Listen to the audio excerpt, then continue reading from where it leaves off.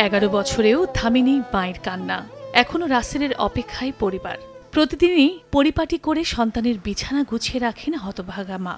আর ক্ষণে ক্ষণে ছেলের ব্যবহার করা বালিশ জড়িয়ে ডুকরে কেঁদে ওঠেন। 2013 সালে রাসেল সহ আরও 4 জনকে র‍্যাব 1 পরিচয়ে উঠিয়ে নিয়ে যাওয়া হয় রাজধানীর বসুন্ধরা এলাকা থেকে। এরপর থেকে রাসেলের আর কোনো খোঁজ পায়নি পরিবার।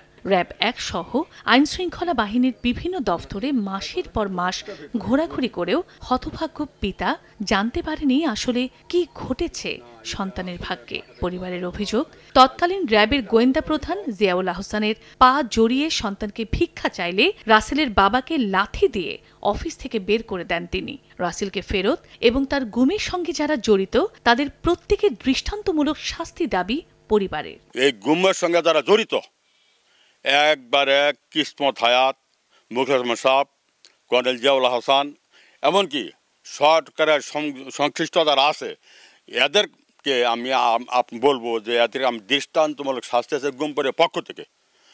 গুম পরিবারের পক্ষ থেকে এদেরকে দৃষ্টান্তমূলক শাস্তি চাই। আমার ছেলের আমি ফেরত চাই, আর যারা আমার নিচ্ছে অগ্রবিচার চাই আমি।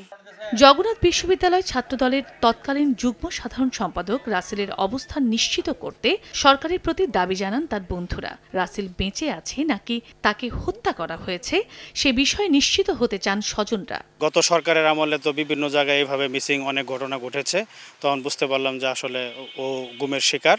তো এখন আমরা আসলে ওর সন্ধান চাই। রাসেলকে যদি গুম করা হয়ে থাকে তাহলে আমরা তাকে ফেরত চাই, আর যদি সে নিহত হয়ে থাকে এই সরকারের বিরুদ্ধে কথা বলতে যেয়ে আমরা সেটাও জানতে চাই। রাসেলকে যারা মারছে কিংবা আটকাইছে তাদের শাস্তি চাই, আর যদি রাসেলরে গুম করে আটকায় রাখে তাহলে আমগরে ফেরত চাই। রাসেল 11 বছর ধরে নাই, নিখোঁজ আছে। বাচ্চা আছেন, আমি মরে গেছেন, এটা আমরা জানি না, এটা আমরা চাই। প্রত্যেক নাগরিক রাষ্ট্রের কাছে সুরক্ষা পাওয়ার অধিকার রাখে, তাই রাসেলের ভাগ্যে কি ঘটেছে তা জানানোর আহ্বান জেলা আইনজীবী সমিতির সাবেক সভাপতির।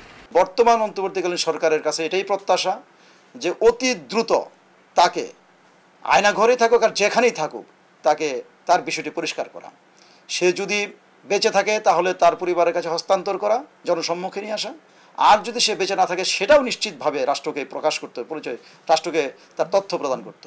শেরপুরের নকলা উপজেলার ধনাকুষা গ্রামের নুরুল ইসলামের মেজ ছেলে মাজহারুল ইসলাম রাসেল 2013 সালে জগন্নাথ বিশ্ববিদ্যালয় থেকে প্রথম শ্রেণীতে তৃতীয় হয়ে মাস্টার্স পাশ করেন।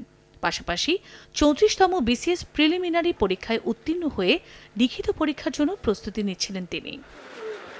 সময় সংবাদ, শেরপুর।